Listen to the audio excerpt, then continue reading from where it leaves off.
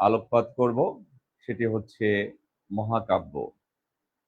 মহাকাব্য বিসিএস প্রিলি, BCS written এর জন্য যেমন মোস্ট ইম্পর্টেন্ট, তেমনি ব্যাংক, প্রাইমারি, নিবন্ধন সহ সকল চাকরির পরীক্ষায় ১০ম থেকে 18তম গ্রেড, এক কথায় সকল চাকরির পরীক্ষায় এখান থেকে প্রশ্ন এসে থাকে, যে কারণে বিষয়টি অত্যন্ত গুরুত্বপূর্ণ।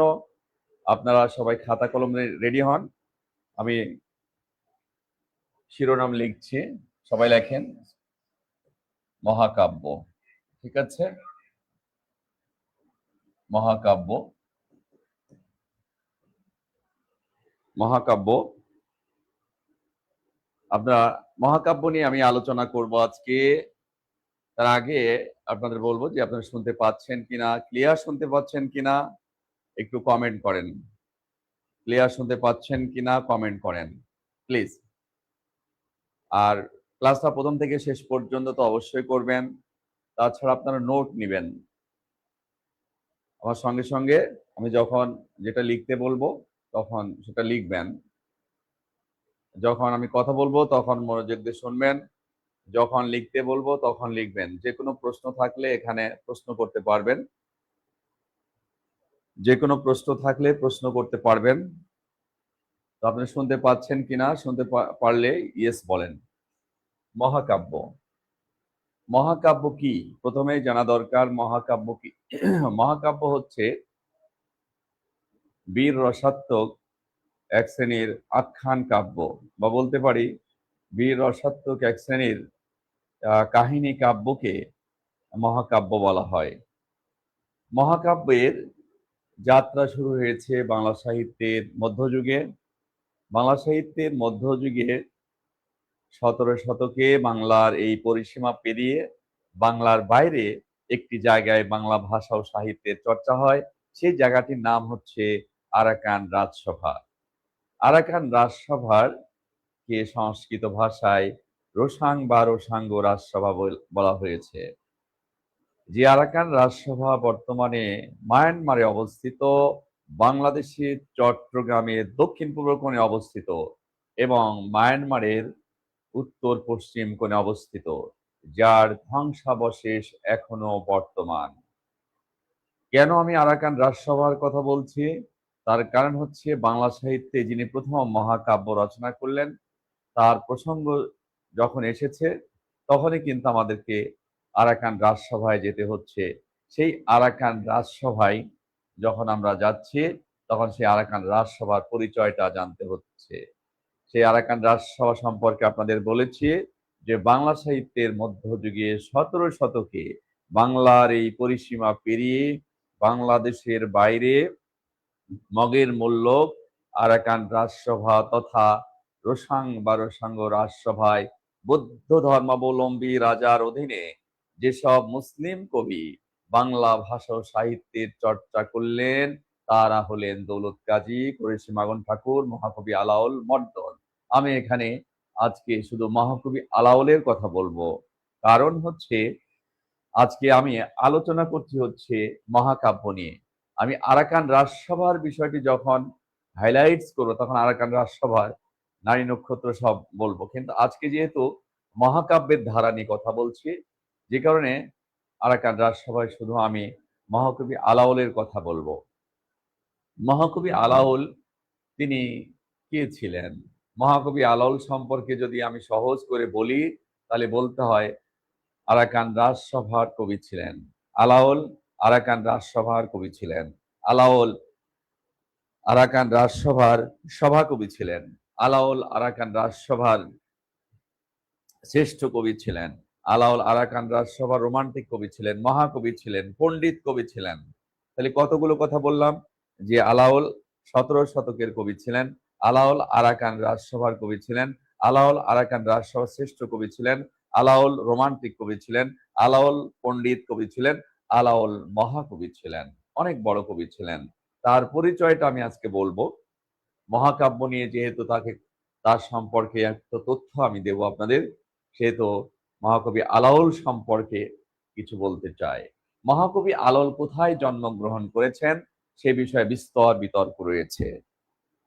তিনি কোথায় জন্মগ্রহণ করেছেন বিস্তর বিতর্ক থাকলেও তিনি তার পদ্মাবতী কাব্যে তার জন্মস্থান ফতেহাবাদ উল্লেখ করেছেন। কিন্তু সেই ফতেহাবাদ কোথায় তা নিয়ে বিতর্ক রয়েছে। ডক্টর মোহাম্মদ শহীদুল্লাহ তিনি বলেছেন যে আলাওল তিনি ফরিদপুরের ফতেহাবাদ ফরিদপুরে জন্মগ্রহণ করেছেন।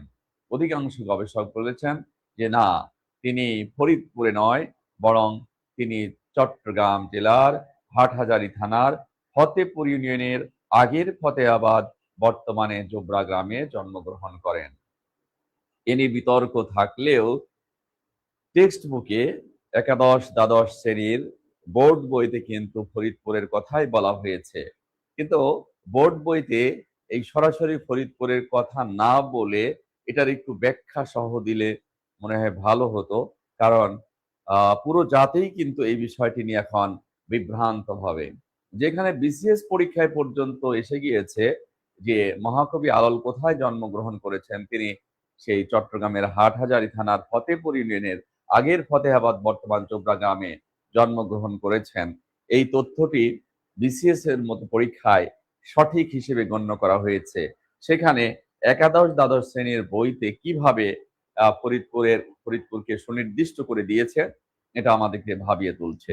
এখানে ছোট্ট করে একটু ব্যাখ্যা দিলে ভালো হতো যে সরাসরি ফরিদপুর না বলে যে আলাওল নিজেই তার পদ্মাবতী কাব্যে তার জন্মস্থান ফতেহাবাদ উল্লেখ করেছেন। তবে তিনি ফরিদপুরের ফতেহাবাদ না চট্টগ্রামের ফতেহাবাদ তা নিয়ে বিতর্ক আছে, এটুকু বললেই বোধহয় ভালো হতো। তার কারণ সরাসরি ফরিদপুর বলাতে এটা নিয়ে অনেক বড় বিতর্ক সৃষ্টি হবে। তার কারণ হচ্ছে মহাকবি আলাওল তিনি ফরিদপুরে জন্মগ্রহণ না করে তিনি চট্টগ্রামে জন্মগ্রহণ করবেন, এটাই অধিক যুক্তিযুক্ত।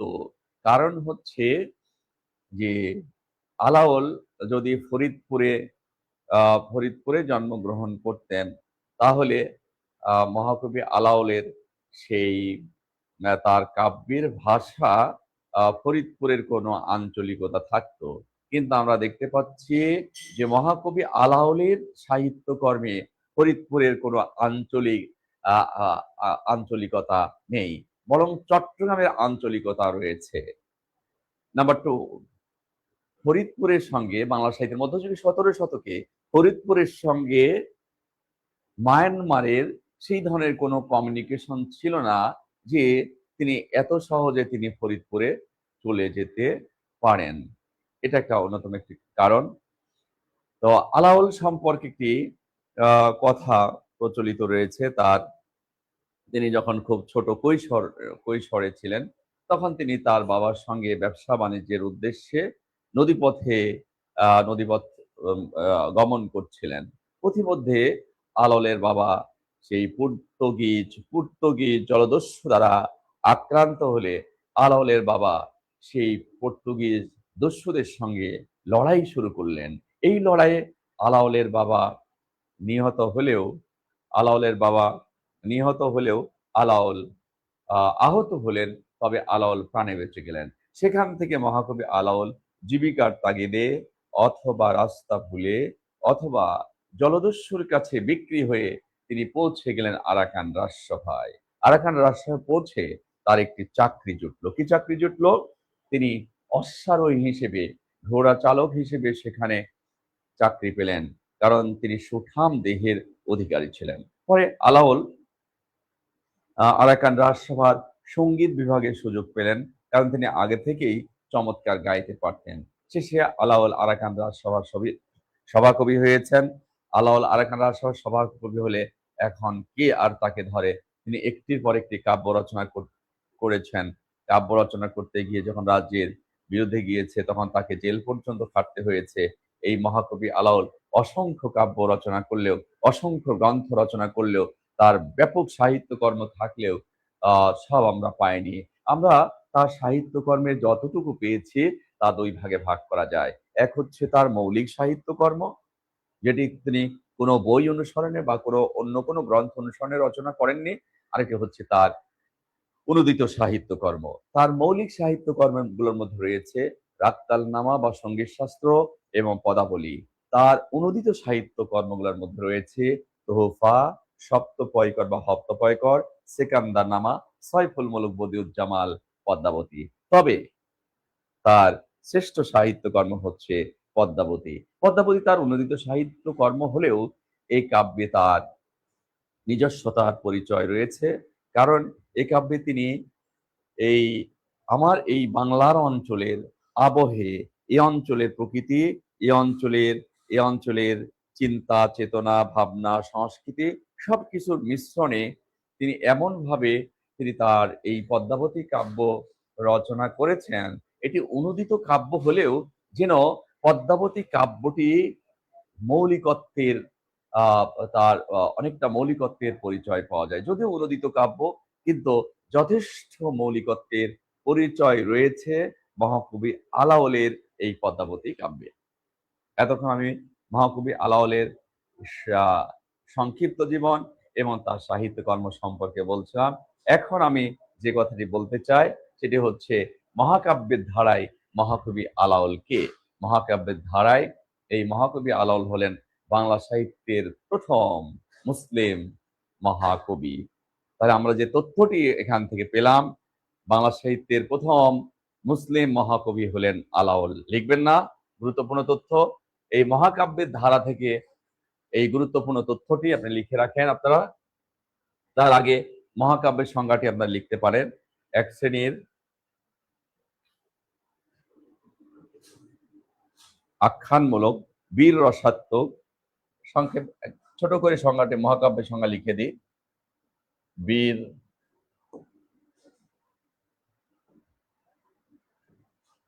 রসাত্মক এক শ্রেণীর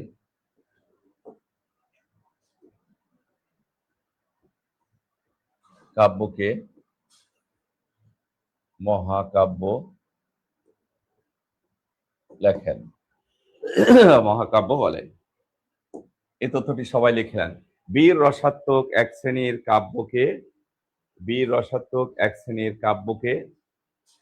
কাব্যকে মহাকাব্য বলে। তবে একটু আরেকটু ভালো করে লিখতে পারেন, বীর রসাত্মক এক শ্রেণীর আখ্যান কাব্যকে, আখ্যান কথাটি লেখেন, আখ্যান মানে কাহিনী, আখ্যান কথাটি লিখলে ভালো হয়, আখ্যান। ঠিক আছে, বীর রসাত্মক এক শ্রেণীর আখ্যান কাব্যকে মহাকাব্য বলে। বাংলা সাহিত্যের প্রথম মুসলিম মহাকবি হলেন, বাংলা সাহিত্যের প্রথম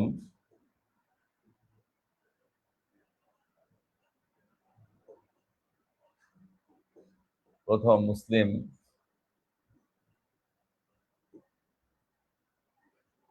মহাকবি হলেন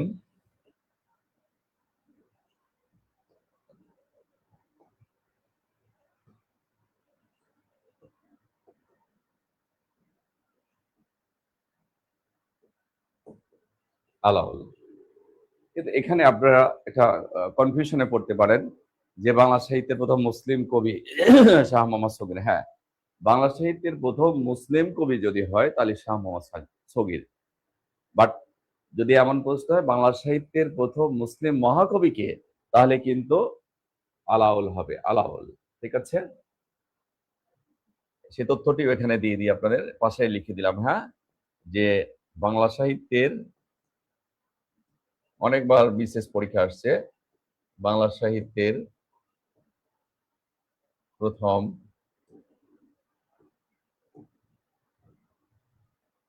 মুসলিম কবি শাহ মোহাম্মদ সগির, শাহ মোহাম্মদ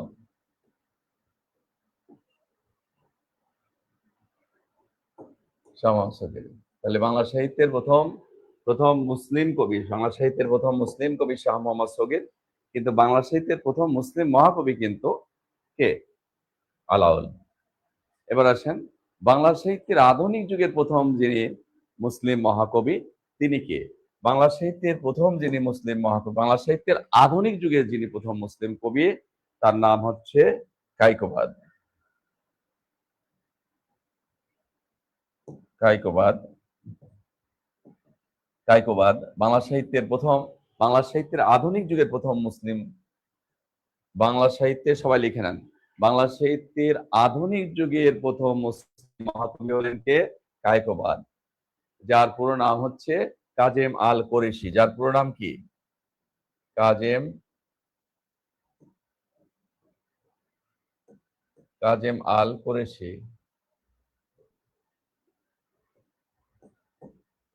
যার পুরো নাম হচ্ছে কাজেম আল কোরেশি। আমরা কিন্তু এই কায়কোবাদ সম্পর্কে আজকে ব্যাপক পড়ব না। কায়কোবাদের মহাকাব্যে কোথায় অবদান আছে সেই তথ্যগুলো কিন্তু আমরা আজকে এখান থেকে নেব। কায়কোবাদ যে কাব্যটির কারণে মহাকবি, সেটি হচ্ছে মহাশ্মশান মহাকাব্য।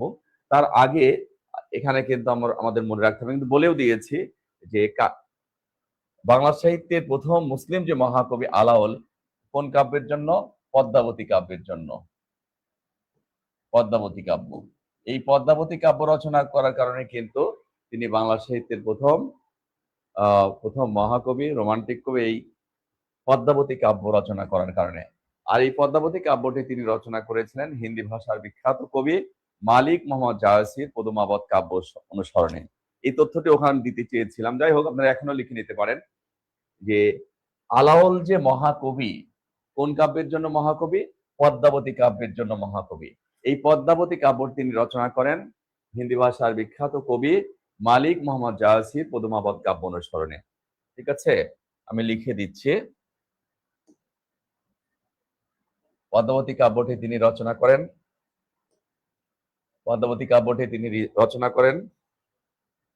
হিন্দি ভাষার বিখ্যাত কবি,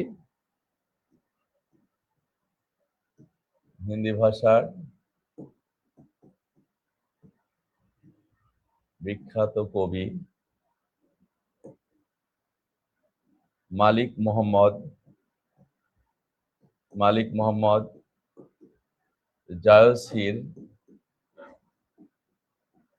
পদুমাবত কাব্য অনুসরণে।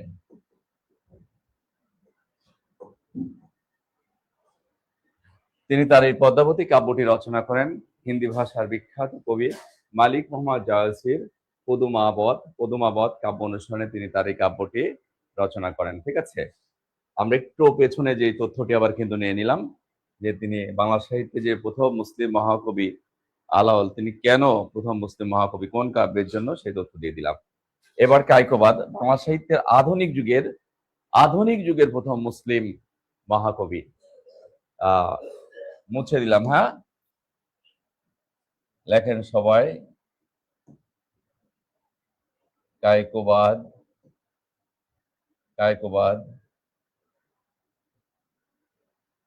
কাজেম আল কোরেশি।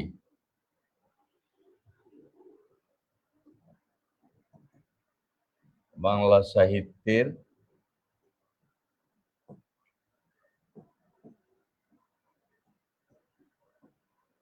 আধুনিক যুগের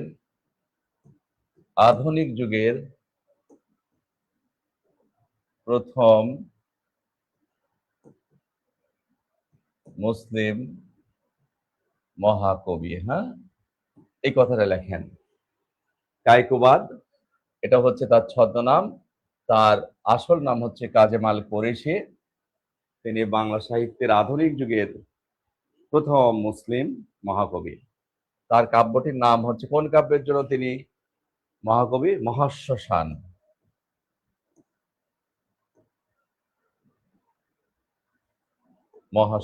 ঠিক আছে, মহাশ্মশান। এই মহাশ্মশান মহাকাব্য রচনা করার কারণেই তিনি বাংলা সাহিত্যের আধুনিক যুগের প্রথম মুসলিম মহাকবি। এই মহাশ্মশান মহাকাব্যটি কত সালে প্রকাশিত হয়েছে, এই সালটি কিন্তু মোস্ট ইম্পর্টেন্ট।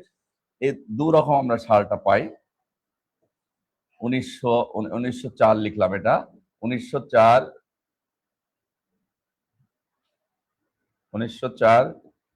1905 দুটোই পাওয়া যায়। নেটে সার্চ দিলে আপনার 1904 পাবেন, কিন্তু ইতিহাসের বইগুলোতে আমরা দেখছি যে তিনি 1905 সালে এই মহাশ্মশান মহাকাব্যটি প্রকাশ করেন। তো লেখা হয়েছে অনেক আগেই হয়তোবা, এই জন্য 4 হতে পারে কোনো কারণে, কিন্তু পুরো প্রকাশ পেয়েছে এটা কিন্তু 1905 সালে প্রকাশিত হয়েছে। এটি ধারাবাহিকভাবে প্রকাশিত হতো কোন পত্রিকায়? এটাও খুবই গুরুত্বপূর্ণ তথ্য কিন্তু, যে মহাশ্মশান মহাকাব্যটি কোন পত্রিকায় প্রকাশিত হতো? আপনি তথ্যটা লিখে নেন। এটি মোহাম্মদ রওশন আলী সম্পাদিত কোহিনূর পত্রিকায় ধারাবাহিকভাবে এই কাব্যটি প্রকাশিত হতো। লেখেন, আমি লিখে দিচ্ছি। মোহাম্মদ রওশন আলী, মোহাম্মদ রওশন আলী সম্পাদিত সম্পাদিত সম্পাদিত লিখলাম, হ্যাঁ, কোহিনূর পত্রিকায়, সরি, কোহিনূর পত্রিকায়, কোহিনূর, মোহাম্মদ রওশন আলী সম্পাদিত কোহিনূর পত্রিকায়, এই যে কোহিনূর লিখেছে এটা, হ্যাঁ, মোহাম্মদ রওশন আলী সম্পাদিত কোহিনূর, দন্তের 9 দীর্ঘকার হবে, কোহিনূর পত্রিকায় ধারাবাহিকভাবে এই মহাশ্মশান কাব্যটি প্রকাশিত হতো। ঠিক আছে, এখান থেকে কিন্তু আরেকটি প্রশ্ন আসে যে কোহিনূর পত্রিকার সম্পাদককে, বিশেষ পরীক্ষা কিন্তু এসেছে যে কোহিনূর পত্রিকার সম্পাদককে মোহাম্মদ রওশন আলী, অথবা প্রশ্ন হতে পারে রওশন আলী, মোহাম্মদ রওশন আলী সম্পাদিত পত্রিকাটির নাম কি? কোহিনূর পত্রিকা। ঠিক আছে, এই মহাশ্মশান মহাকাব্য, এখানে 3টি খণ্ড আছে। মহাশ্মশান মহাকাব্যে 3টি খণ্ড আছে, 3টি খণ্ড আছে। প্রথম খণ্ড, 1 নম্বর লেখেন, প্রথম খণ্ড 2, পরিষ্কার করে লিখে দিই। ঠিক আছে, 1 নম্বর লেখেন প্রথম খণ্ড, সংক্ষেপে লিখলাম প্রথম খণ্ড। 2 নম্বর লেখেন দ্বিতীয় খণ্ড। ঠিক আছে, তৃতীয় খণ্ড, তৃতীয় খণ্ড, 3টি খণ্ড আছে। ঠিক আছে, এই 3টি খণ্ডে মোট 60টি অধ্যায় আছে।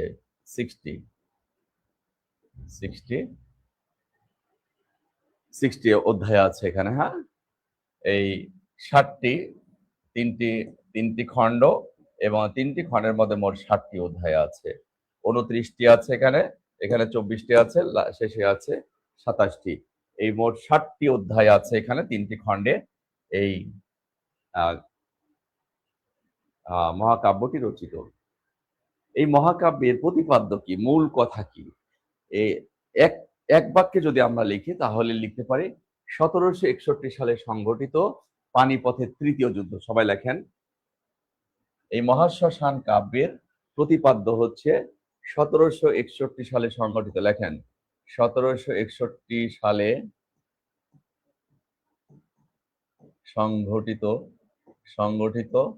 সংঘটিত লিখলাম কিন্তু পানিপথের তৃতীয় যুদ্ধ, পানিপথের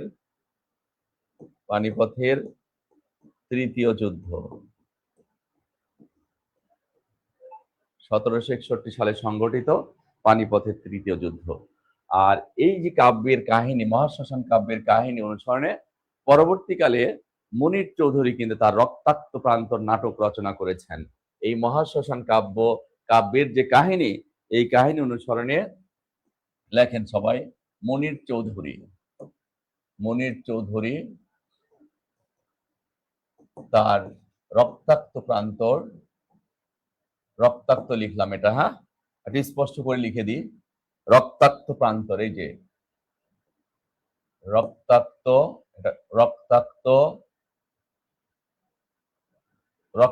প্রান্তর, হ্যাঁ, রক্তাক্ত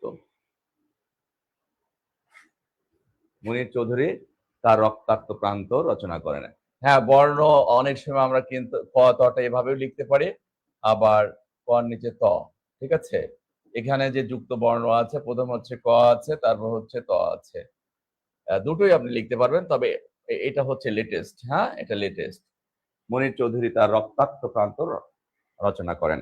আমরা যে এখানে শুধু বাংলা সাহিত্যের আধুনিক যুগের প্রথম মুসলিম মহাকবি কায়কোবাদ, এই তথ্যটুকু নিলাম তা কিন্তু নয়, পাশাপাশি আমরা আরো কিছু তথ্য নিয়ে গেলাম।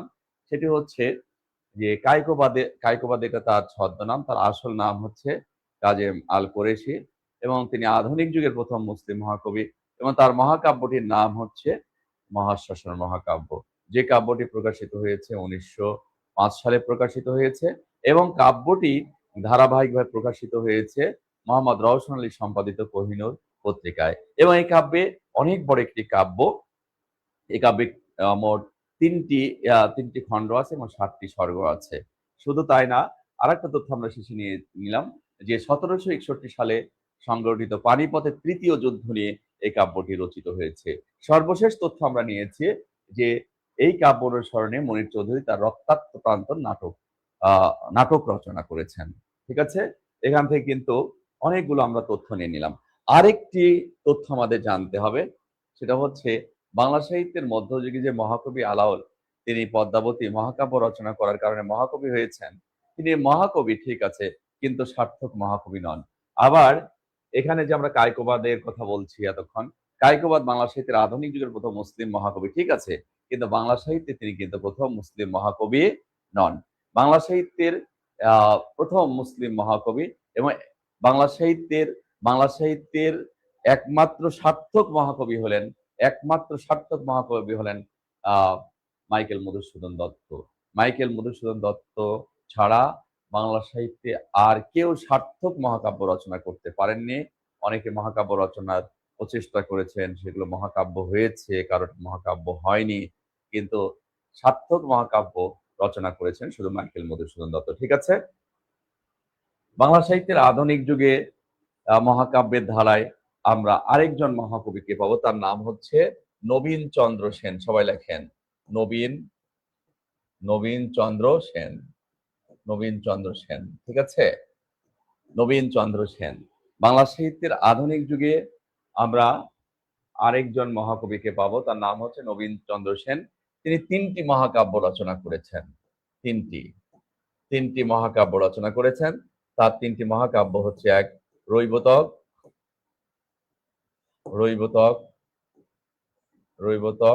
2 নম্বর লেখেন কুরুক্ষেত্র, 3 নম্বর লেখেন প্রভাস। এই তিনটি মহাকাব্যকে একত্রে বলা হয়ে থাকে ত্রয়ী মহাকাব্য। বিসিএস পিলির জন্য, প্রাইমারি নিবন্ধন, বিভিন্ন চাকরির পরীক্ষার জন্য যতটুকু তথ্য দরকার ততটুকু কিন্তু আমি দেওয়ার চেষ্টা করছি। একদম শর্টকাটও মারছি না যে আপনারা কমন পাবেন না, আবার এত ডিপে যাচ্ছি, কিন্তু অত ডিপে যাওয়ার কিন্তু আমাদের সুযোগ নেই। অত ডিপে গেলে আমরা কিন্তু কোনোভাবেই সিলেবাস শেষ করতে পারবো না। ঠিক আছে, মানে একটা ব্যালেন্স করে আমাদের মোটামুটি পড়াশোনা করতে হয়। যেমন একদিকে তথ্য নেব, কোনো জায়গায় আমরা কিছু ভেতর থেকে ডিপ থেকে কিছু তথ্য আমরা নিয়ে নেব। ঠিক আছে, নবীন চন্দ্র সেন তিনটি মহাকাব্য রচনা করেছেন। তিনি কিন্তু আধুনিক যুগের একজন কবি। তার এই তিনটি মহাকাব্য একত্রিত এই কাব্য বলা হয়ে থাকে। তার আগে আপনারা সবাই শুনতে পাচ্ছেন কিনা একটু বলেন, আমি সামনের দিকে আরো আগাবো। সবাই ইয়েস বলেন, খাতার মধ্যে লিখতে পারছেন কিনা, বুঝতে পারছেন কিনা, সাউন্ড ক্লিয়ার কিনা, হ্যাঁ, তারপরে ক্যামেরা ক্লিয়ার কিনা, সবাই একটু কমেন্ট করেন। ঠিক আছে, এবার লেখেন আধুনিক যুগের আরেক মহাকবি, তার নাম হচ্ছে হেমচন্দ্র বন্দ্যোপাধ্যায়। এই যে বন্দ্যোপাধ্যায়, হ্যাঁ, বন্দ্যোপাধ্যায় বানানটা শুদ্ধ করে লিখবেন, এখানে জ ফলা আছে, বন্দ্যোপাধ্যায়, হেমচন্দ্র বন্দ্যোপাধ্যায়। তিনি যে মহাকাব্যটি রচনা করলেন তার মহাকাব্যের নাম বলেন তো আপনারা, বৃত্রসংহার। তার মহাকাব্যটির নাম হচ্ছে বৃত্রসংহার। বাংলা সাহিত্যের আধুনিক যুগে আমরা আরেকজন মুসলিম মহাকবিকে পাবো, তার নাম ইসমাইল হোসেন সিরাজি।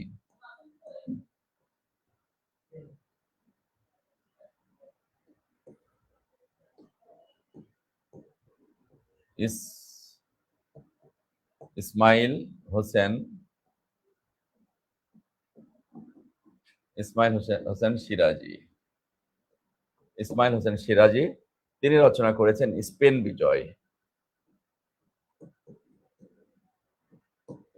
বিজয় মহাকাব্য রচনা করেন। মোটামুটি বাংলা সাহিত্যের মধ্যযুগ থেকে শুরু করে আধুনিক যুগ পর্যন্ত আমরা এই এসব মহাকবিকে আমরা পাবো। তবে শেষে এসে লেখেন বাংলা সাহিত্যের একমাত্র সার্থক মহাকবি হলেন মাইকেল মধুসূদন দত্ত। বাংলা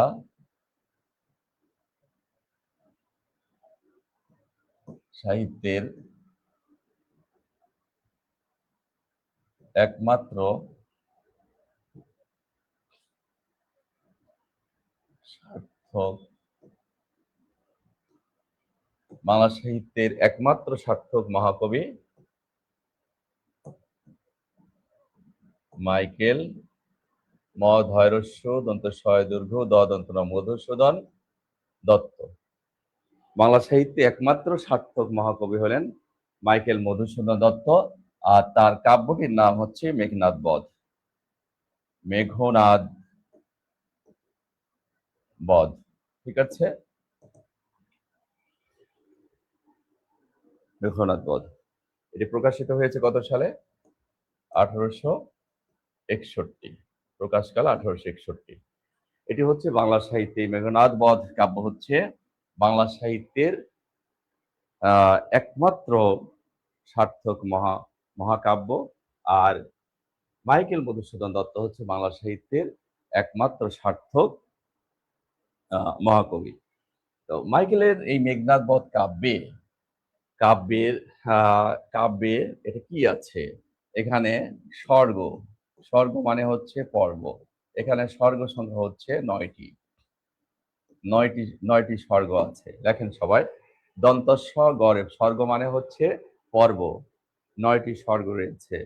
এরপরে আরেকটি তথ্য নেন, এ কাব্য প্রথম থেকে শেষ পর্যন্ত অমিত্রাক্ষর ছন্দে রচিত। অমিত্রাক্ষর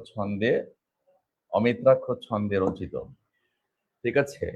এই কাব্যের মূল কথা কি? এই কাব্যের মূল কথা হচ্ছে রাম রাবণের যুদ্ধে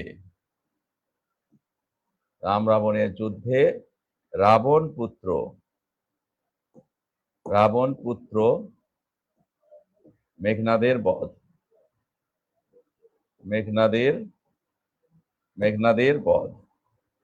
ঠিক আছে, মেঘনাদের বধ। তাহলে এই যে এত বড় একটি কাব্য, মাইকেল মধুসূদন দত্তের এ কাব্যের উপরে গবেষণা করতে জীবন শেষ হয়ে তাও শেষ হবে না। এত তার সমৃদ্ধ একটা কি বলবো, সার্থক মহাকাব্য তার এমনি হয়নি। সব দিক থেকে একটা সার্থক মহাকাব্য হওয়ার জন্য যা যা লাগে তার সবকিছুই আছে, তাই না? তো এটি অমিত্রাক্ষর ছন্দে রচিত। তারপর হচ্ছে রাম রাবণের যুদ্ধে রাবণ পুত্র মেঘনাদের বধ। এ কাব্যের নায়ককে? এ কাব্যের নায়ক হচ্ছে রাবণ। আর খল চরিত্র হচ্ছে রামচন্দ্র। দেখেন এখানে আপনারা যারা বাল্মীকির রামায়ণ পড়েছেন বা বাল্মীকির রামায়ণ সম্পর্কে ধারণা আছেন, তারা আমাকে একটা প্রশ্ন করতে পারেন, স্যার আমরা পৌরাণিক কাহিনী অর্থাৎ বাল্মীকির রামায়ণে তো আমরা দেখতে পাই সেখানে রামচন্দ্র, সেই দেবতা বংশের রামচন্দ্র সেখানে তো কি নায়ক, আর রাক্ষস বংশের সেই রাবণ তো ভিলেন। তাহলে আপনি কেন বলছেন যে তার উল্টোটা বলে দিলেন যে রাবণ হচ্ছে নায়ক আর রামচন্দ্র হচ্ছে ভিলেন? হ্যাঁ, সেটাই আর কি। হ্যাঁ, পৌরাণিক কাহিনীতে আমরা জানি এটা স্পষ্ট যে সেই দেবতা বংশের কি রামচন্দ্র হচ্ছে নায়ক, এবং তার ঠিক বিপরীতে সেই লঙ্কার সেই রাক্ষস বংশ, এটাকে ভিলেন হিসেবে সেখানে কিন্তু উপস্থাপন করা হয়েছে। মাইকেল মধুসূদন দত্ত এটাকে উল্টে দিয়ে তিনি রাবণকে দেশপ্রেমে উদ্বুদ্ধ করেছেন। রাবণকে লঙ্কা রাজ্যের যে দেশপ্রেম, জ্ঞাতিত্ব, জাতিত্ব, ভ্রাতৃত্ব, দেশপ্রেম, মায়া, মমতা, ভালোবাসা দিয়ে তিনি এখানে রাবণ চরিত্রটি তিনি এমন ভাবে অঙ্কন করেছেন যে রাবণ যেন নায়কের আসনে বসিয়েছেন। আর ঠিক তার বিপরীতে দেবতা বংশ, রামচন্দ্রর বা রঘুবংশ রাজা সেই দশরথের যে বংশ সেটাকে তিনি এখানে পুরোটাই ভিলেন হিসেবে প্রেজেন্টেশন দিয়েছেন। অর্থাৎ মাইকেল মধুসূদন দত্ত তার মেঘনাদ বধ কাব্যের বাল্মীকির রামায়ণ থেকে তিনি কাহিনী নিলেও তিনি কাহিনীর মোড়টা ভিন্ন দিকে ঘুরিয়ে দিয়েছেন, বিপরীতকরণ করে দিয়েছেন। এটিকে সাহিত্যে বলা হয়ে থাকে এন্টিস্টাবলিশমেন্ট, অর্থাৎ পৌরাণিক কাহিনীতে যা আছে তার বিপরীতকরণ করে দিয়েছেন। আমি কথা বোঝাতে পেরেছি? তাহলে এখন আপনাদের আর বুঝতে অসুবিধা হবে না যে আসলে কিভাবে নায়ক হলো রাবণ আর রামচন্দ্র কিভাবে ভিলেন চরিত্র হলো, তাই নয় কি? তাহলে এই কাব্যে আমরা দেখব ৯টি স্বর্গ আছে, অমিত্রাক্ষ ছন্দে রচিত, রাম রাবণের যুদ্ধে রাবণ পুত্র মেঘনাদের বধ, নায়ক হচ্ছে রাবণ আর রামচন্দ্র হচ্ছে কি খল চরিত্র। এই তথ্যগুলো আমরা নিলাম। এখন আপনার সঙ্গত কারণেই আমাকে একটা প্রশ্ন করতে পারেন, স্যার এমন কি বৈশিষ্ট্য মাইকেল মধুসূদন দত্ত তার এই মেঘনাদ বধ কাব্যে তিনি দিতে পারলেন আর কেউ পারলেন না, যে মাইকেল মধুসূদন দত্তই একমাত্র সার্থক মহাকাব্য রচনা করলেন বাংলা সাহিত্য আকাশে, আর কেউ সেখানে রইলেন না। হ্যাঁ, অনেকে চেষ্টা করছেন কিন্তু তারা পারলেন না। তাহলে এই আহ মহাকাব্যের এমন কি বৈশিষ্ট্য আছে যে শুধু মাইকেলই সেগুলো সার্থক রূপে আহ সেগুলো প্রয়োগ করতে পেরেছেন, সার্থক করে তুলে ধরতে পেরেছেন কিভাবে? হ্যাঁ, এটা আমরা দেখব যে মহাকাব্যের বৈশিষ্ট্য হচ্ছে মহাকাব্যে পৌরাণিক কাহিনী থাকতে হয়, ধর্মীয় কাহিনী থাকতে হয়, যে কারণে মহাকাব্যের যুগ কিন্তু এখন নেই, শেষ হয়ে গেছে। মাইকেল মধুসূদন দত্তের মেঘনাদ বধ কাব্যে সেই কি আছে কাহিনীটা, অর্থাৎ পৌরাণিক কাহিনী কিন্তু সেখানে রয়েছে। মহাকাব্যের বৈশিষ্ট্য হলো মহাকাব্যে যুদ্ধের বর্ণনা থাকবে। হ্যাঁ, মাইকেল মধুসূদন দত্তের মেঘনাদ বধ কাব্যে রাম রাবণের যে যুদ্ধের বর্ণনা আছে, ৩ দিন ২ রাতের যে একটা বর্ণনা এখানে আছে। মহাকাব্যের বৈশিষ্ট্য হচ্ছে প্রথম থেকে শেষ পর্যন্ত চমৎকার ছন্দ থাকবে, একই ছন্দে রচিত হবে। মাইকেল মধুসূদন দত্তের মেঘনাদ বধ কাব্য প্রথম থেকে শেষ পর্যন্ত একই ছন্দে, অর্থাৎ অমিত্রাক্ষর ছন্দে রচিত। মহাকাব্যের বৈশিষ্ট্য হলো, অন্যতম বৈশিষ্ট্য হচ্ছে সেখানে একটা পরিমিতি বোধ থাকতে হয়। অনেক বড় হলেই যে মহাকাব্য হবে তাও না। হ্যাঁ, আবার এত ছোট করা যাবে না যেখানে পাঠকের পিপাসা নিবৃত হবে না, পাঠকের পাঠক স্যাটিসফাই হয় না, যে এত এত ছোট, অর্থাৎ পরিমিতি বোধ থাকতে হয় যেন সেখানে পাঠক পড়তে গিয়ে বিরক্তও না হয়, পাঠক যাতে স্বাচ্ছন্দ্য বোধ করে এমন একটা পরিমাণের দিক থেকে এতটুকু হতে হবে মহাকাব্যকে। মহাকাব্যের বৈশিষ্ট্য হচ্ছে মহাকাব্য, সেটা আছে মাইকেল মধুসূদন দত্তের মেঘনাদ বধ কাব্যে। মহাকাব্যের বৈশিষ্ট্য হচ্ছে মহাকাব্যে বীররসের প্রাধান্য থাকবে। মাইকেল মধুসূদন দত্তের মেঘনাদ বধ কাব্যে সেই বীররসের প্রাধান্য আছে, অর্থাৎ রাবণের মাঝে সেই বীরত্ব আছে, মেঘনাদের মাঝে আমরা সেই বীরত্ব কিন্তু আমরা দেখতে পাবো। আহ সর্বশেষ আমরা দেখব এখানে আহ আহ শেষে বীর রসের প্রাধান্য থাকলেও সেটি মেঘনাদের করুণ মৃত্যুর মধ্য দিয়ে এটা ট্র্যাজেডি বা করুণ রসে পরিণত হয়েছে। ঠিক আছে, আমি মেঘনাদ বধ কাব্যের সেই অত বড় কাহিনীর মধ্যে যাব না, গেলে সামনের দিকে কিন্তু আগাতে পারবো না। তাহলে মাইকেল মধুসূদন দত্তের মেঘনাদ বধ কাব্য কেন কেন এটি সার্থক মহাকাব্য, সেই তথ্য কিন্তু আমি আপনাদের দিচ্ছিলাম। আমার কথাগুলো আপনারা বুঝতে পারছেন কিনা, লিখতে পারছেন কিনা? লিখতে তো সব তো লিখতে পাবেন না, সম্ভব না। আমি যেগুলো লিখে দিচ্ছি বোর্ডে, এগুলো লেখেন আপনারা। যে মহাকাব্যের যে বৈশিষ্ট্যগুলো আমি বলেছি, এগুলোতে এখানে রেকর্ড থাকবে, পরে আপনারা দেখে নিতে পারবেন। হ্যাঁ, এই পেজে কিন্তু এটা রেকর্ড থাকবে, আপনারা পরেও দেখে নিতে পারবেন। তো পৃথিবীতে যত মহাকাব্য আছে সেই মহাকাব্যকে কত ভাগে ভাগ করা হয়েছে সেখানে আমি যাব।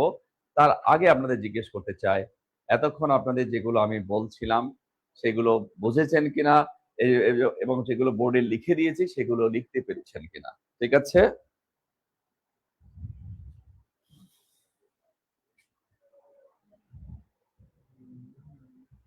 ভালো লাইক করছে 16টা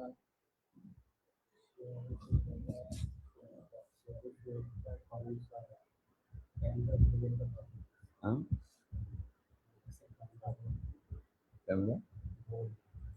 কে বলছে? কি বলছে? ক্যামেরা গোল ক্যামেরা পুরস্কার মান স্টুডেন্ট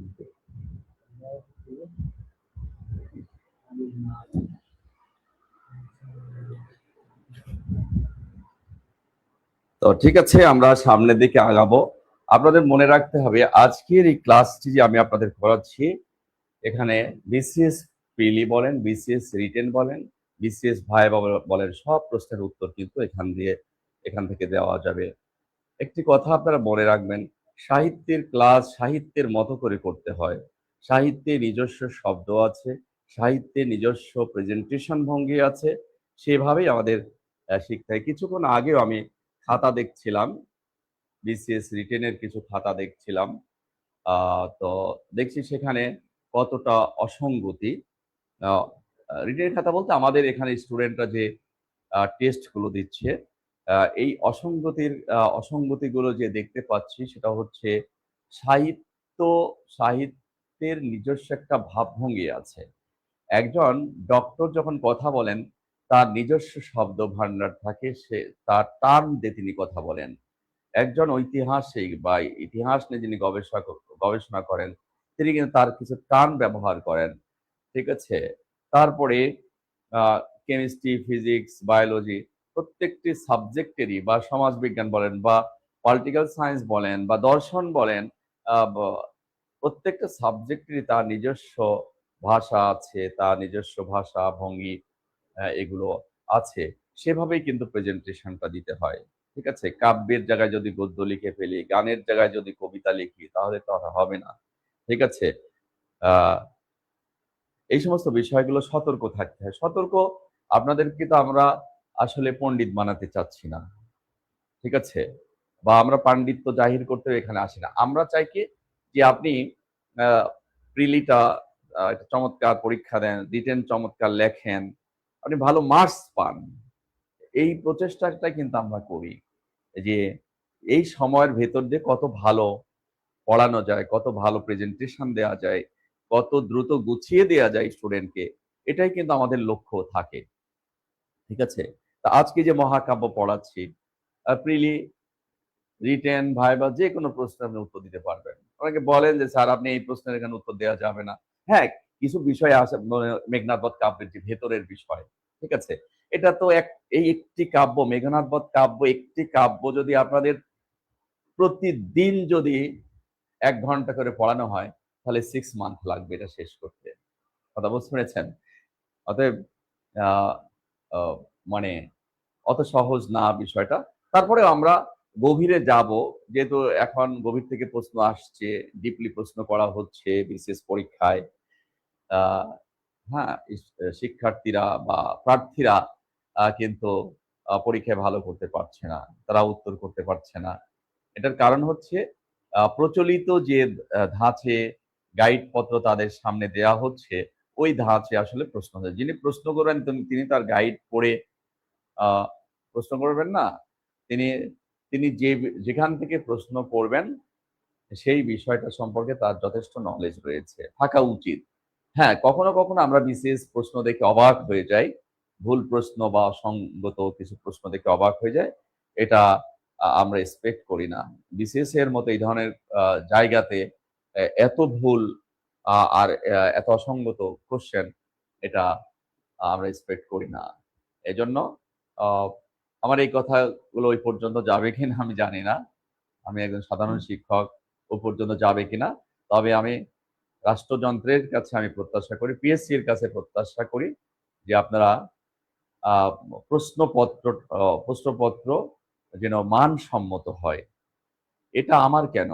এটা বাংলাদেশের সকল চাকরি প্রত্যাশীর এটা আ বা প্রত্যাশা, সকল গার্ডিয়ানের প্রত্যাশা, সারা বাংলাদেশের মানুষের প্রত্যাশা যে বিসিএস পরীক্ষার কোশ্চেন অবশ্যই মানসম্মত হতে হবে এবং বিসিএস পরীক্ষার যে পরীক্ষাগুলো হবে পর্যায়ক্রমে সেগুলোর মাঝে যেন স্বচ্ছতা থাকে, এটা যেন লক্ষিন্দরের বাসর ঘরের মতো না হয়। ঠিক আছে, আপাত দৃষ্টিতে সব দেখাবে বন্ধ আছে, কিন্তু ছিদ্র একটা যদি রেখে দেওয়া হয় তাহলে কিন্তু শেষ, ওই লক্ষিন্দর কিন্তু শেষ পর্যন্ত লক্ষিন্দরকে কিন্তু বাঁচাতে পারেনি, চাঁদ সদাগর লক্ষিন্দরকে বাঁচাতে পারেনি। এই জন্য যারা আহ বড় বড় দায়িত্বে আছেন, অথরিটি আছেন, তারা ছিদ্রগুলো ভালো মতো বন্ধ করেন। বন্ধ না করলে কিন্তু আহ, জীবন শেষ হয়ে যাবে। বিসিএস এর কারণে, বিসিএস না হওয়ার কারণে, বিসিএস না হওয়ার কারণে কথা বলবো না, আহ, মানে অন্যায়ভাবে আহ, অনেকে নিয়োগ পায়নি, এটা সারা জীবন একজন প্রার্থী কাঁদে।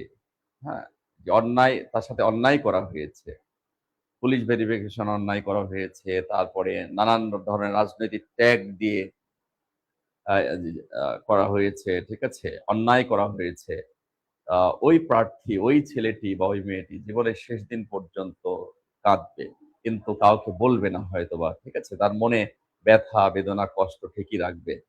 ঠিক আছে, 27তম বিসিএস পরীক্ষা যেটা হয়েছিল, আমি আপনাদের একটু বলতে চাই, যদিও শিক্ষার্থী কম, আমি পরিষ্কার আপনাদের বলে যাই, 27তম বিসিএস পরীক্ষায় ফলাফল হলো, সবাই জয়েন করলো।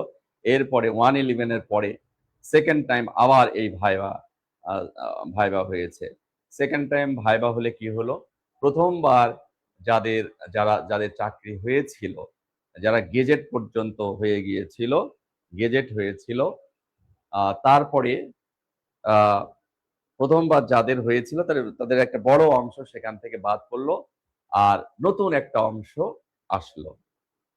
ঠিক আছে, তাহলে ব্যাপারটা কি দাঁড়ালো, যে কিছু প্রার্থী প্রথমবারও হলো, ভাইবা তো 27তম ভাইবা 2বার হয়েছে, কিছু প্রার্থী কি হলো, প্রথমবারেও ক্যাডার হয়েছে, দ্বিতীয়বারেও ক্যাডার হয়েছে। কিছু প্রার্থী প্রথমবারে ক্যাডার হয়নি, দ্বিতীয়বারে ক্যাডার হয়েছে। কিছু প্রার্থী প্রথমবারে হয়েছে, দ্বিতীয়বারে হয়নি। আরেকটা দল হচ্ছে প্রথমবারেও হয়নি, দ্বিতীয়বারেও হয়নি। তাহলে যাদের প্রথমবার হয়েছিল, দ্বিতীয়বার বাতিল হয়েছিল, তারা কিন্তু আবার জয়েন করলো। কিন্তু যারা খুব সাধারণ শিক্ষার্থী, যারা নীরবে নিভৃতে শুধু পড়াশোনা করে গিয়েছে, তাদের কিন্তু প্রথমবারেও হয়নি, দ্বিতীয়বারেও হয়নি। এজন্য সরকারের উচিত হবে, যাদের প্রথমবারও হয়নি, দ্বিতীয়বারেও হয়নি, হ্যাঁ, তাদেরকে একটু খতিয়ে দেখেন, তাদের কাগজপত্র খতিয়ে দেখেন কি অবস্থা। ঠিক আছে, অনেক কিছু সেখান থেকে বেরিয়ে আসবে। পিএসসি কে আমি অনুরোধ করব, ঠিক আছে, 27তম নিয়ে আরেকবার ভাবেন। যে রিট হয়েছিল তারা তো জয়েন করলো, 27তম জয়েন করলো, কিন্তু যাদের প্রথমবারও হয়নি, দ্বিতীয়বার হয়নি, এরাই হচ্ছে সবচেয়ে মেধাবী শিক্ষার্থী ছিল। যেহেতু দুর্নীতির অভিযোগ ছিল, যে কারণেই তো আবার ভাইবা হয়েছে। কিন্তু যারা ভাইবা 2বার দিয়েছে, কিন্তু ভাইবা দেওয়ার পরে প্রথমবারও তাদেরকে নেওয়া হয়নি, দ্বিতীয়বারকেও যাদের ভাইবাতে নেওয়া হয়নি, তাদেরকে আমি পিএসসি কে বলবো, তাদেরকে ডাকেন, তাদের খতিয়ে দেখেন, তাদের নথিপত্র দেখেন, তাদের কি সমস্যা ছিল, সেখান থেকে অনেক একটা সংখ্যা বেরিয়ে আসবে, যারা প্রিলি প্রিলি পাস করেছে, রিটেনে অনেক ভালো মার্কস পেয়েছে, কিন্তু নানান কারণে তারা সেসব কারণ আমি এখানে উল্লেখ করবো না, প্রথমবারেও হয়নি, দ্বিতীয়বারেও হয়নি। প্লিজ, আমি 27তম বিসিএস প্রথমবারে 2বার ভাইবা দিয়েছি, প্রথমবারও হয়নি, দ্বিতীয়বারও হয়নি। আমার লাইফে আমি কাউকে চাকরির জন্য কাউকে ধরতে যাইনি। আমরা যেটা সাফার করেছি সেটা যেন আর সামনের দিনে যেন না হয়, এটাই আমরা এক্সপেক্ট করি। ঠিক আছে, একজন একজন প্রার্থীর সঙ্গে একটা ছোট পিয়নের চাকরি যেন ফেয়ার হয়, এই প্রত্যাশায় আমরা করব। শুধু বিসিএস না, সকল সেক্টরে ফেয়ার সিলেকশন হয়, সেই প্রত্যাশায় আমরা করব এবং আমরা আশা করব সেটা হবে সামনে, ইনশাআল্লাহ। এনিওয়ে, বলছিলাম যে কথা, যে মহাকাব্যের বৈশিষ্ট্য বলছিলাম, যে এমন কি বৈশিষ্ট্য মাইকেল মধুসূদন দত্তই শুধু দিতে পারলেন, আর কেউ পারলেন না। হ্যাঁ, পৃথিবীতে যত মহাকাব্য আছে সব মহাকাব্যকে দুই ভাগে ভাগ করা যায়। এক হচ্ছে জাত মহাকাব্য, আর এক হচ্ছে সাহিত্যিক মহাকাব্য। সাহিত্যিক মহাকাব্য কি আর জাত মহাকাব্য কি? সাহিত্যিক মহাকাব্য হচ্ছে কবির একান্ত নিজস্ব সৃষ্টি। কবির একান্ত নিজস্ব সৃষ্টি, যখন কবি খাতা কলম নিয়ে বসেন, রচনা করেন, সেটি হচ্ছে কি জাত মহাকাব্য, কি সাহিত্যিক মহাকাব্য। আর জাত মহাকাব্য কবির একান্ত নিজস্ব সৃষ্টি নয়, সেটি সংকলিত, সংগৃহীত, পরিমার্জিত, পরিবর্ধিত। সাহিত্যিক মহাকাব্য, পৃথিবীর শ্রেষ্ঠ সার্থক সাহিত্যিক মহাকাব্য দুটি। নাম্বার 1 মাইকেল মধুসূদন দত্তের মেঘনাদ বধ কাব্য, নাম্বার 2 জন মিল্টনের প্যারাডাইস লস্ট। এই দুটি পৃথিবী থেকে সৃষ্টি লগ্ন থেকে যদি বলি এ পর্যন্ত সাহিত্যে যা কিছু সংগ্রহে আছে, এর মধ্যে সার্থক মহাকাব্য দুটি, জন মিল্টনের প্যারাডাইস লস্ট, মাইকেল মধুসূদন দত্তের মেঘনাদ বধ কাব্য।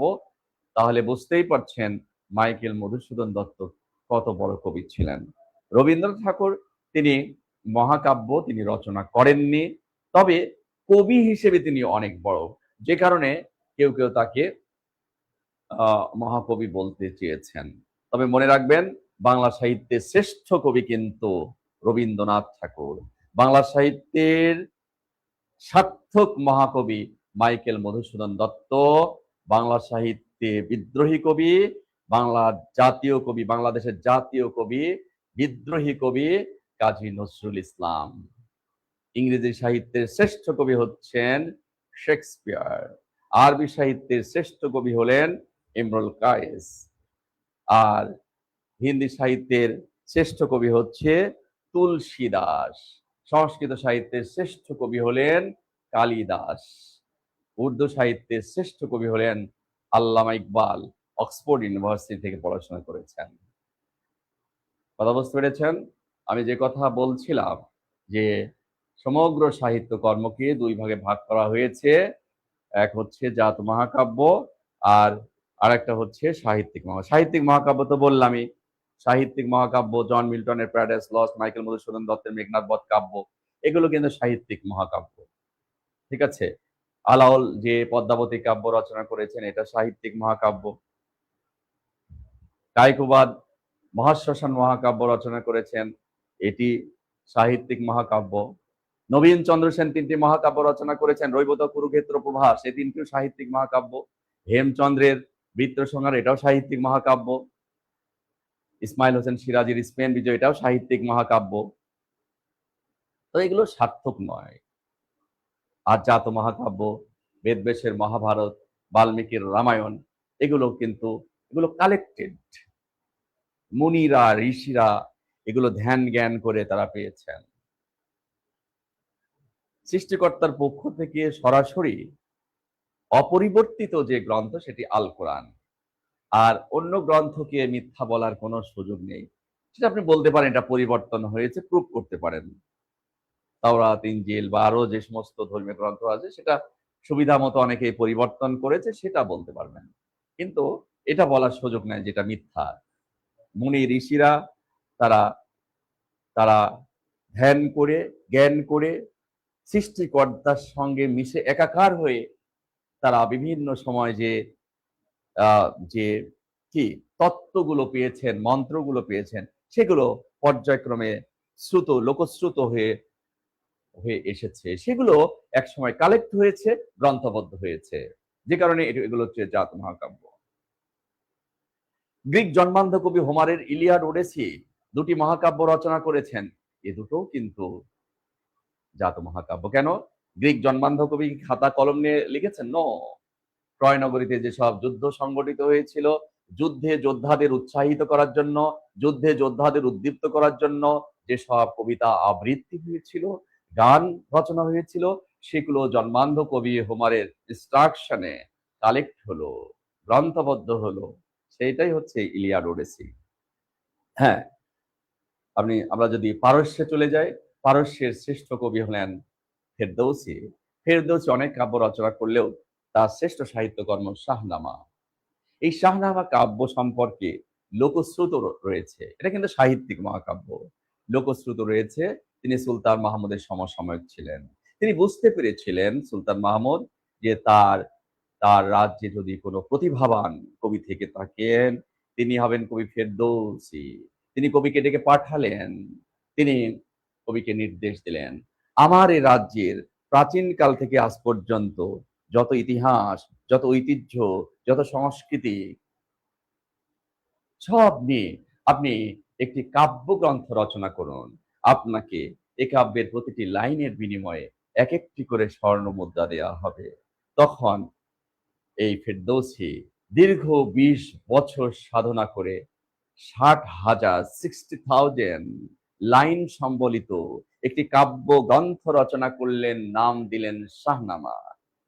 এটি নিয়ে তিনি প্রেজেন্ট হলেন সুলতান মাহমুদের সামনে। সুলতান দেখে অবাক, 60,000 স্বর্ণ মুদ্রা দিতে হবে, ভান্ডার তো শূন্য হয়ে যাবে। তখন তিনি কবিকে স্বর্ণ মুদ্রার পরিবর্তে রৌপ্য মুদ্রা দিলে কবি ফেরদৌসী তা গ্রহণ করলেন না। তিনি অভিমান ভরে তা প্রত্যাখ্যান করলেন। কিছুদিন যেতেই সুলতান মাহমুদ তার ভুল বুঝতে পারলেন।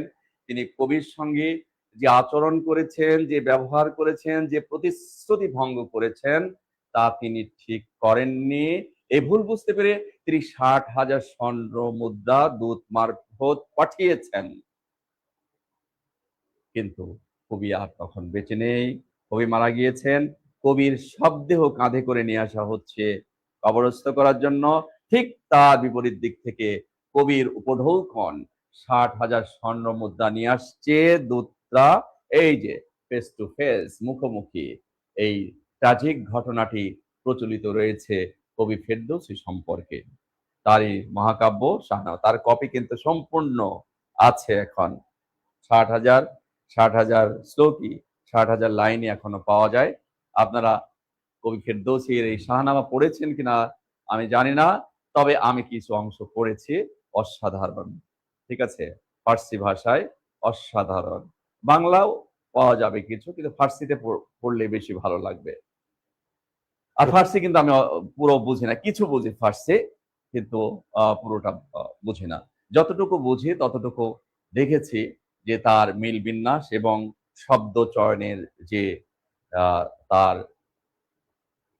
কি বলবো, তার যে প্রতিভার বিচ্ছুরণ, সেটা ঘটেছে তার এই মহাকাব্যে।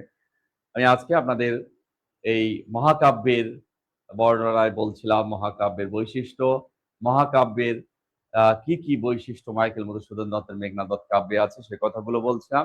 এটা রিটেন পরীক্ষা আসতে পারে। মহাকাব্যের বৈশিষ্ট্যগুলো লিখুন। মহাকাব্য কত প্রকার, কি কি, জাত মহাকাব্য বলতে কি বোঝেন, সাহিত্যিক মহাকাব্য বলতে কি বোঝেন, এই উত্তরগুলো আপনারা পেলেই শুধু না, রিটেনেও কিন্তু লাগবে। বিশেষ রিটেনটা কি বলেন? রিটেনটা আপনি খাতা ভরলেই মার্কস পাবেন, এটা মাথা থেকে ঝেড়ে ফেলেন। প্রশ্ন অনুযায়ী উত্তর লেখেন, উত্তরটা যেন প্রাসঙ্গিক হয়। আপনার উত্তরটা দুর্বল হোক, কিন্তু অযথা এমন কোন একটা বাক্য লিখবেন না যেটা যেটা এই উত্তরের সাথে কোনো ম্যাচিং হয় না। এই সতর্কতা থাকতে হয় চাকরির পরীক্ষায়। একাডেমিক পরীক্ষাতে দেখা যাচ্ছে একটা প্রশ্নের উত্তর ভুল হলো আর একটা শুদ্ধ হলো, সবকিছু মিলে ভালো একটা মার্কস পেয়ে গেল। বাট চাকরির পরীক্ষায় কিন্তু সেটা হয় না। চাকরির পরীক্ষায় আপনার টোটালিটি দেখে যে তার কতটুকু নলেজ আছে, সে বলতে পারে কিনা, এই বিষয়টা সম্পর্কে তার ধারণা আছে কিনা এবং সেটা লিখতে পারে কিনা। এটা এটাই দেখার বিষয়। আমরাও সেটাই দেখব, ঠিক আছে? এই জন্য পরিষ্কার ধারণা থাকতে হয় যে যখন যেটা পড়বেন সেটা অত ডিপলি না পড়লেও যতটুকুই আপনি পড়ছেন সেটা যেন পরিষ্কার ধারণা থাকে, সিকোয়েন্স থাকা দরকার আছে। সাহিত্য পাঠ পঠনের মধ্যে সিকোয়েন্স থাকা দরকার আছে। এই যে আমি আপনাদের মহাকাব্য সম্পর্কে যে কথাগুলোই বলেছি, গত 30 বছরে দেখেন এর বাইরে থেকে কোনো কোশ্চেন আসেনি। এর ভেতর থেকে কোশ্চেন আসছে। আমাকে বলেন যে স্যার আপনি যা পড়িয়েছেন এই কোশ্চেনটা বাইরে থেকে আসছে, কিন্তু আমি কিন্তু ধরে ধরে ধরে পড়াইনি, আমি একটা সিকোয়েন্স মেনে পড়িয়েছি। কিন্তু সব প্রশ্নের উত্তর এখানে আছে, এই আলোচনার মধ্যে আছে, ঠিক আছে? তাহলে মহাকাব্য সম্পর্কে আলোচনা করছিলাম। এখান থেকে কি কি প্রশ্ন হতে পারে সেটা আমি একটু ফাইন্ড আউট করে দেব। আর যদি সামনে সময় পাই, আজকের এই ক্লাসে যদি সময় থাকে, অথরিটি যদি সময় দেয়, তাহলে হয়তো সামনের দিকে আরো আগাতে পারবো। ঠিক আছে, সময় বেশি লাগবে।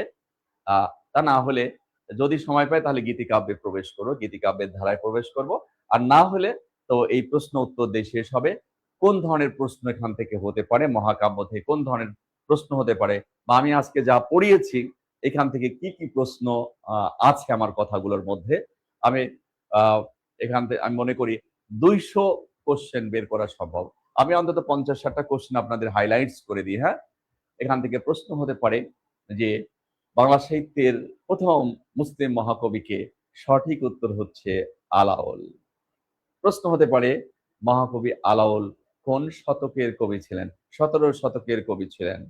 প্রশ্ন হতে পারে আলাওল কোথাকার কবি ছিলেন, সঠিক উত্তর তিনি আরাকান রাজসভার কবি ছিলেন। আলাওল একাধারে কি কবি, রোমান্টিক কবি, তারপরে তিনি পণ্ডিত কবি, তিনি মহাকবি। ঠিক আছে, এসবই। আলাওলের জন্মস্থান কোথায়? ফরিদপুর। টেক্সট বুকে এসেছে কিন্তু ফরিদপুর, একাদশ দ্বাদশ শ্রেণীর, কিন্তু বিশেষ পরীক্ষা আসছে তিনি জোবরা গ্রামে জন্মগ্রহণ করেন, অর্থাৎ চট্টগ্রামের হাটহাজারী জেলার ফতেপুর ইউনিয়নের আগের ফতেহাবাদ বর্তমান জোবরা গ্রামে তিনি জন্মগ্রহণ করেন। আলাওলের সমগ্র সাহিত্য কর্মকে কয় ভাগে ভাগ করা যায়? 2 ভাগে ভাগ করা যায়। তারপর আরো প্রশ্ন এখান থেকে একটু এড়িয়ে যাচ্ছিলাম, সেটা হচ্ছে যে মহাকবি আলাওল তার বাবার সঙ্গে যে নদীপথে ব্যবসা বাণিজ্যের উদ্দেশ্যে বিচরণ করছিলেন, তিনি কাদের দ্বারা আক্রান্ত হয়েছিলেন? জলদস্যুর দ্বারা আক্রান্ত হয়েছিলেন। আলাওলের শ্রেষ্ঠ সাহিত্য কর্ম কি? পদ্মাবতী। পদ্মাবতী কাব্যটি কোন ধরনের? পদ্মাবতী কাব্যটি অনুদিত হলেও মৌলিকত্বের পরিচয় পাওয়া যায়, এটা একটা তার ধরন। আলাওলের পদ্মাবতী কাব্য কোন ধরনের? এটি একটি রোমান্টিক কাব্য, এটা একটা উত্তর। আলাওলের এই কাব্যটি কোন ধরনের? এটি একটি মহাকাব্য। ঠিক আছে, অনেক কিন্তু একই প্রশ্নের উত্তর নানান ভাবে আসতে পারে, সেটা অপশনের উপর নির্ভর করছে যে কোন ধরনের সাহিত্য কর্ম। তারপর পদ্মাবতী কাব্যটি কোন কবির কাব্য অনুসরণে রচনা করেন? মালিক মোহাম্মদ জায়সী। মালিক মোহাম্মদ জায়সীর কোন কাব্য? পদুমাবত। পদুমাবত কোন ভাষায় রচিত? হিন্দি ভাষায়। পদ্মাবতী কোন ভাষায় রচিত? পদ্মাবতী হচ্ছে বাংলা ভাষায় রচিত। বাংলা সাহিত্যের আধুনিক যুগের প্রথম মুসলিম মহাকবিকে? কায়কোবাদ। কায়কোবাদের পূর্ণাঙ্গ নাম কি? কাজী আল কুরেশি। মহাশ্মশান মহাকাব্যটি কত সালে প্রকাশিত হয়েছে? 1905 সালে প্রকাশিত হয়েছে। মহাশ্মশান মহাকাব্যটি কোন পত্রিকায় প্রকাশিত হতো? ধারাবাহিক প্রকাশিত হতো। এটা হচ্ছে কোহিনূর পত্রিকা। কোহিনূর পত্রিকার সম্পাদক কে ছিলেন? রওশন আলী। তারপর প্রশ্ন হতে পারে এই কাব্যের প্রতিপাদ্য কি? 1761 সালে সংগঠিত পানিপথের তৃতীয় যুদ্ধ। এই কাব্য অনুসারে পরবর্তীকালে মনির চৌধুরী কে রচনা করেছেন? রক্তাক্ত প্রান্ত রচনা করেছেন। এই কাব্যের মোট কয়টি খণ্ড আছে? 3টি খণ্ড আছে। কয়টি স্বর্গ আছে? 7টি স্বর্গ আছে। এই যে প্রশ্ন হতে পারে। বাংলা সাহিত্যের আধুনিক যুগের আরেক মুসলিম মহাকবি কে?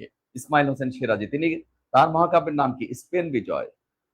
নবীন চন্দ্র সেন কয়টি মহাকাব্য রচনা করেছেন আধুনিক যুগে? 3টি মহাকাব্য রচনা করেছেন। রৈবত কুরুক্ষেত্র প্রভাস। হেমচন্দ্র বন্দ্যোপাধ্যায়ের মহাকাব্যের নাম কি?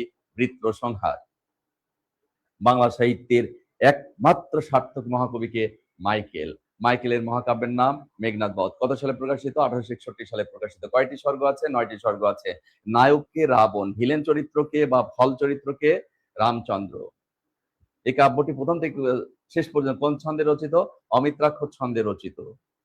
পৃথিবীর সমগ্র মহাকাব্যকে কয় ভাগে ভাগ করা যায়? 2 ভাগে ভাগ করা যায়।